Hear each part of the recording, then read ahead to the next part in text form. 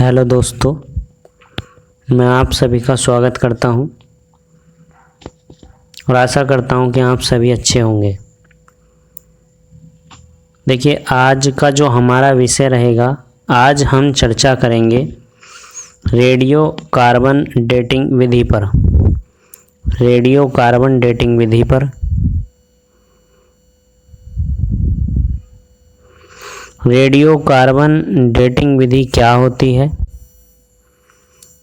और radio carbon dating विधि को किसने विकसित किया है और इसके माध्यम से हम किस प्रकार से किसी भी जो पुरानी हमारे पास वस्तुएं हैं उन वस्तुओं की आयु का किस प्रकार से पता लगाते हैं, ये सारी चर्चाएं हम इस लेक्चर के माध्यम से करेंगे।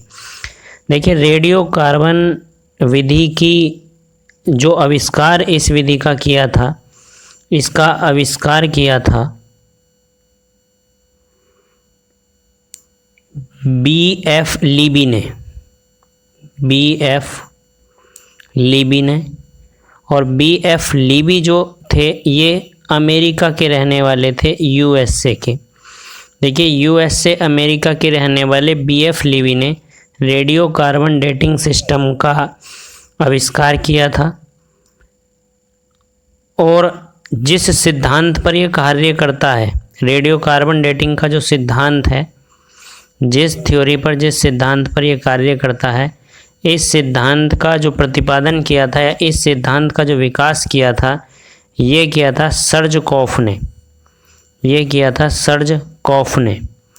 देखिए, दो प्रश्न यहाँ हमारे पास बन गए और एक प्रश्न तो ये है कि रेडियो कार्बन डेटिंग के जो जन्मदाता हैं या आविष्कारक हैं वो कौन हैं, तो B.F. लीबी अमेरिका के रहने वाले। दूसरा है कि इस सिद्धांत का जो प्रतिपादन, इस सिद्धांत की स्थापना है वो किसने की है, सर्जकॉफ ने। देखिए, अब हम रेडियो कार्बन डेटिंग को भारत से देखते हैं, भारत से इसका किस प्रकार संबंध है।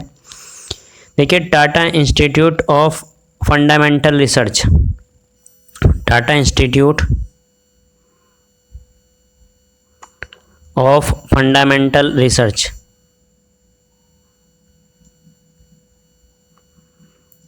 फंडामेंटल रिसर्च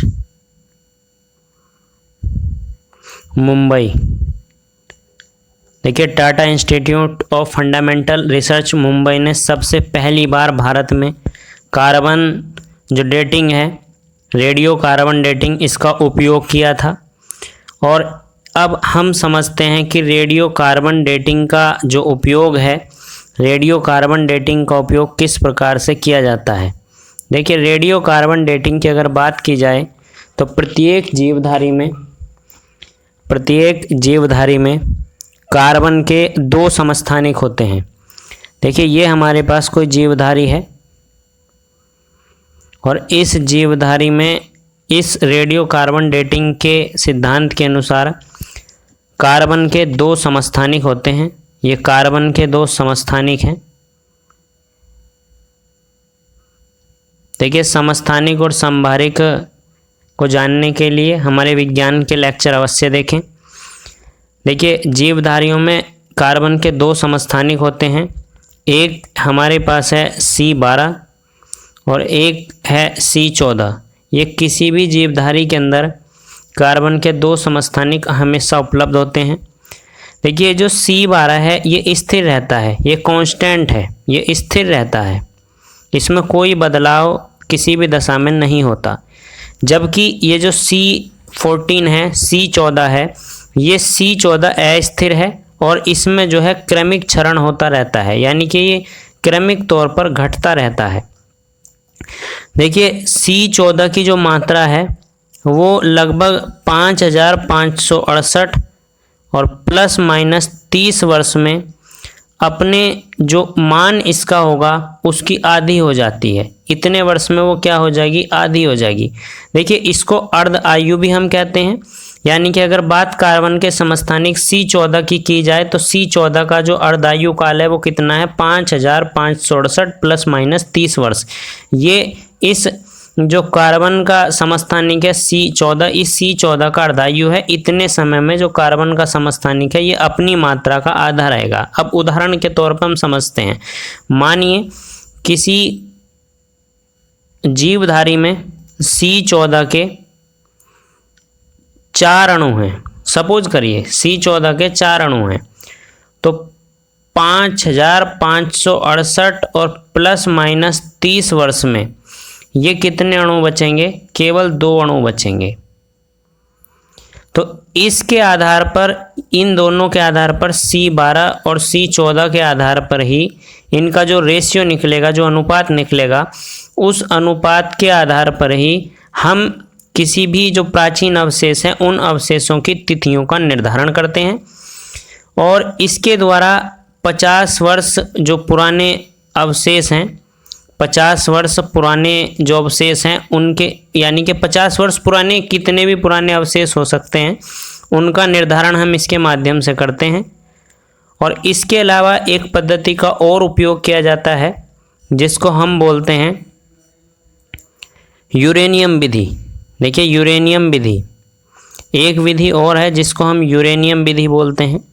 और यूरेनियम विधि की अगर बात की जाए तो इससे 1 मिलियन से लेकर के 4-5 मिलियन वर्ष तक की जो आयु है उसका पता हम लगा सकते हैं। 1 मिलियन से 4 या 5 मिलियन वर्ष तक के बीच की जो चट्टान है, और ध्यान देंगे यूरेनियम डेटिंग मेथड से जो चट्टान और पहाड़ हैं, चट्टान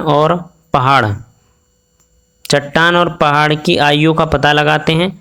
जबकि कार्बन डेटिंग माध्यम से, कार्बन डेटिंग मेथड से, जो कार्बन डेटिंग मेथड है, इस मेथड के माध्यम से हम जीवधारियों की आयु का पता लगाते हैं। ये जीवधारियों के लिए है। जबकि यूरेनियम मेथड जो है, ये यूरेनियम मेथड किसके लिए है? ये यूरेनियम मेथड है पहाड़ या चट्टान के लिए। उसके अलावा जो वृक्ष वलय है, देखिए एक पद्धति और होती है जिसको हम कहते हैं वृक्ष वलय। देखिए, वृक्ष का जो वलय है, उस वलय के आधार पर जब वृक्ष को काट देते हैं तो उसमें वलय पड़ जाते हैं। उन वलयों के आधार पर भी लकड़ी की आयु का पता लगाया जाता है। वृक्ष वलय के आधार पर जो लकड़ी है या जो पेड़ है, उस पेड़ की आयु का या लकड़ी की आयु का पता लगाया जाता है वृक्ष वलय के आधार पर। और भी बहुत सारी विधियां हैं, जैसे पोटेशियम विधि है, फ्लोरीन विधि है। जो महत्वपूर्ण विधियां थी वो रेडियो कार्बन और यूरेनियम मेथड था।